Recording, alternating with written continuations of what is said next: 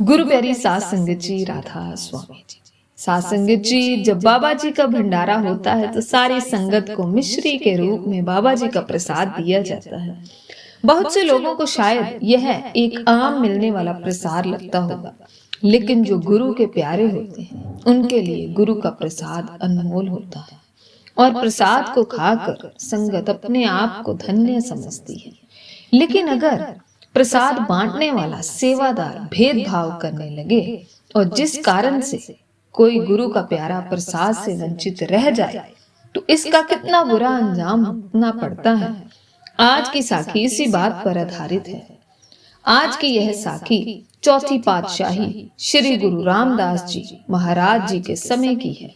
जी, उस समय सतगुरु का एक प्यारा होता था जिसने भजन से स्मरण करके अपने अंदर की ज्योत को प्रकट किया हुआ था।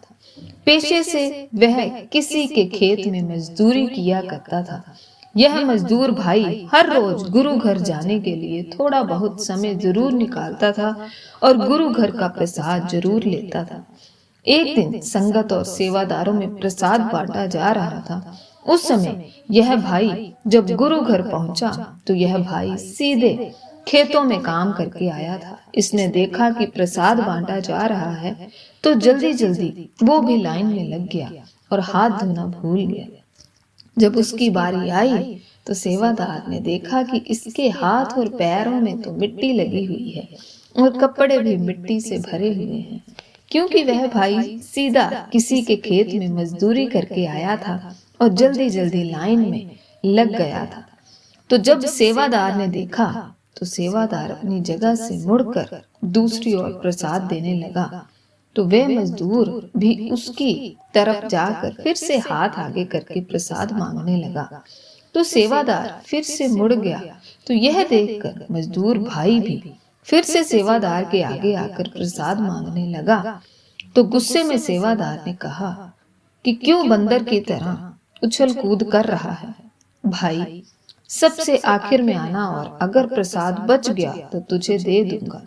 यह सुनकर मजदूर पीछे हट गया और उसने देखा कि थोड़ा सा प्रसाद नीचे गिरा हुआ है और उसने वही प्रसाद उठाया और खा लिया और सेवादार को वचन दिया कि भाई, बंदर की तरह तो आप उछल कूद रहे हो, और वहां से चला गया। कुछ सालों के बाद सेवादार भाई जो प्रसाद बांट रहा था उसकी मृत्यु हो गई।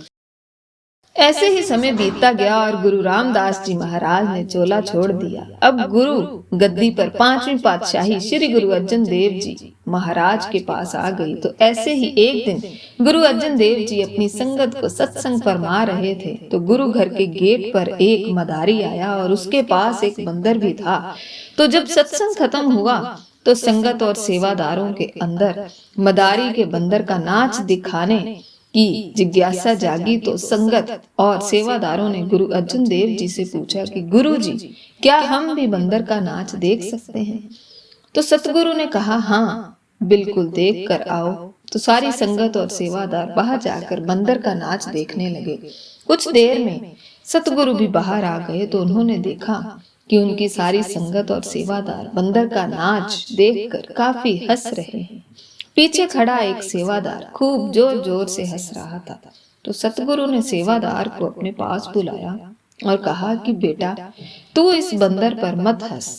तो सेवादार ने पूछा कि बाबा जी, सारी संगत हंस रही है लेकिन आप मुझे मना कर रहे हो, क्या मेरा हक हंसने का भी नहीं है? तो सतगुरु ने कहा कि बेटा, ऐसी बात नहीं है, लेकिन तू इस बंदर पर मत हंस। तो सेवादार ने जिद पकड़ ली और कहने लगा कि आप मुझे कारण बताएं, आप मुझे हंसने के लिए मना क्यों कर रहे हैं? तो सतगुरु ने सेवादार को बता दिया कि तेरे पिताजी की कुछ साल पहले मृत्यु हुई थी और यह जो तू बंदर देख रहा है ये तेरे पिताजी की अगली योनि है। यह सुनकर सेवादार हैरान रह गया। हे सच्चे पातशाह, मैं कुछ समझ नहीं पाया, आप ऐसा क्या कह रहे हो? आप मुझे खुलकर बताइए कि आपने ऐसा क्यों कहा। सतगुरु ने कहा, बेटा, तू पूरी बात सुनेगा तो तुझे सब मालूम चल जाएगा। तो आगे सतगुरु ने उस सेवादार को बताया कि पिछले जन्म में यह बंदर जब इंसानी योनि में था तब यह गुरु घर में सेवादार था। तो जब यह बात सेवादार ने सुनी तो उसने सतगुरु को कहा कि गुरु जी, अगर आपकी संगत करके भी 84 में जाना है और जानवर की योनि मिलनी है तो गुरु के संगत का क्या फायदा। तो सतगुरु ने कहा कि बेटा, तुझे पूरी बात नहीं पता। तो सेवादार ने कहा कि आप मुझे पूरी बात बताइए कि मेरे पिता को बंदर की योनि क्यों मिली। तो सतगुरु ने बताया कि पिछले जन्म में यह गुरु घर में सेवा करता था, तो उस दिन यह संगत में प्रसाद बांट रहा था। उस समय एक गुरु घर का प्यारा आया और प्रसाद लेने के लिए हाथ बढ़ाए, लेकिन उसने मुंह मोड़ लिया और गुरु के उस प्यारे को बंदर कहने लगा। गुरु के प्यारे ने भजन सिमरन करके शब्द को प्रकट किया हुआ था और गुरु की प्यारी ऐसी रूह जब मुंह से कोई वचन निकालती है तो मालिक को वचन पूरा करना पड़ जाता है। उस समय गुरु के प्यारे ने नीचे से प्रसाद उठाकर खाया और वचन कर दिए कि बंदर की तरह आप उछल रहे हो, तो इसीलिए इसको अब इस जन्म में बंदर की योनि मिली है और बंदर बनकर उछल कूद कर रहा है। यह सुनकर वह सेवादार बहुत ही हैरान हो गया और उसकी आंखों से आंसू बहने लगे और गुरु जी से कहने लगा कि हे मेरे सच्चे पातशाह, अब आप ही दया करो और मेरे पिता को मुक्त कर दो। तो सतगुरु ने कहा कि ऐसी बात नहीं है कि यह 84 में चला गया है, यह तो उस गुरु के प्यारे के वचनों के कारण मालिक को इसको बंदर की योनि देनी पड़ी, क्योंकि मालिक ऐसे गुरु के प्यारों के वचन कभी खाली नहीं जाने देता। फिर सेवादार ने कहा कि गुरु जी, अब तुम मेरे पिता पर कृपा करो, अब तो गुरु के उस प्यारे के वचन भी रह गए, अब तो मेरे पिता को मुक्ति दिलवा दो। तो सतगुरु ने प्रसाद बनवाया और जब प्रसाद बन गया तो सतगुरु ने थोड़ा सा प्रसाद बंदर के आगे डाल दिया और जब उस बंदर ने जमीन से उठाकर प्रसाद खाया तो उसी समय उसने अपनी देह को त्याग दिया। जब मदारी ने देखा कि बंदर की मृत्यु हो चुकी है तो मदारी रोने लगा और सतगुरु के पैरों में गिरकर कहने लगा, हे सच्चे पातशाह, इस बंदर की तो आपने मुक्ति कर दी, अब मेरा क्या होगा। तो सतगुरु ने कहा कि भाई, यह तो मेरा एक प्यारा बच्चा था, एक भूल के कारण इसको बंदर की योनि भुगतनी पड़ गई थी। अब यह फिर से एक बार इंसान की योनि में जाएगा और अपना अधूरा भजन सिमरन पूरा करके सचखंड चला जाएगा और जन्म मरण से मुक्त हो जाएगा। यह सब देखकर वहां खड़ी सारी संगत की आंखों में आंसू आ गए।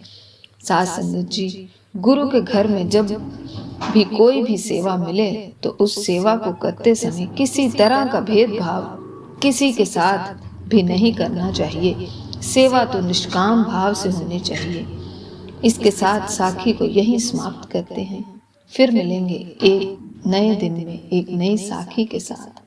साथ संगत जी, आपसे विनती है कि इस चैनल को जरूर सब्सक्राइब कर लीजिए और बेल आइकन को प्रेस कर दीजिए, जिससे कि ऐसी और भी अच्छी अच्छी साखियों का नोटिफिकेशन आपको मिलता रहे। गुरु की प्यारी संगत जी, राधा स्वामी जी।